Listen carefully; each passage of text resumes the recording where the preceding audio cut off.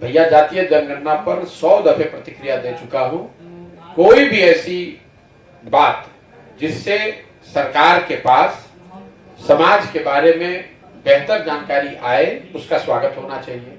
इस नजरिए से जातीय जनगणना के बिल्कुल पक्ष में है। लेकिन जो लोग पक्ष में है, जिसके मैं भी हूं, हम लोग का ये सवाल जरूर है कि जातीय जनगणना का वैधानिक आधार क्या है, क्योंकि राज्य सरकार को जनगणना जो है ये केंद्र का विषय है। तो राज्य सरकार जो कर रही है उसको ये क्लेरिफाई करना चाहिए कि इसका कोई वैधानिक आधार नहीं है। ये तो एक सर्वे है, ये जातीय जनगणना नहीं है। राज्य सरकार जनगणना करा ही नहीं सकती है।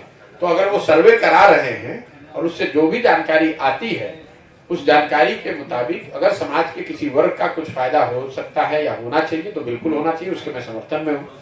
इसके साथ साथ एक और बात बताना चाहता हूँ, ये समाज को बेवकूफ बनाने का तरीका है, समाज को लड़ाने बांटने का तरीका है।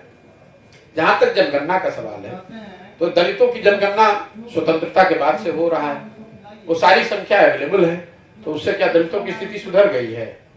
पूरे बिहार के लोगों की जनगणना तो होती है, उनकी आर्थिक स्थिति के बारे में आपको हमको पता है, तो आपको कौन रोक रहा है कि बिहार के लोगों की, गरीब जनता की आप मदद करके उनकी स्थिति को बेहतर बना दीजिए?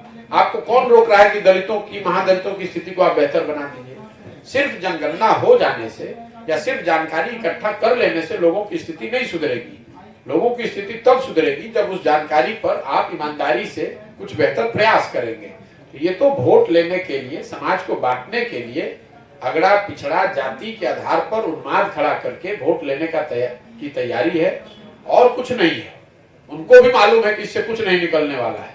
ये समाज को के आंख में सीधे सीधे धूल झोंक रहे हैं। आपने कहीं बयान सुना कि उन्होंने कहा कि इसका कोई वैधानिक आधार ही नहीं है?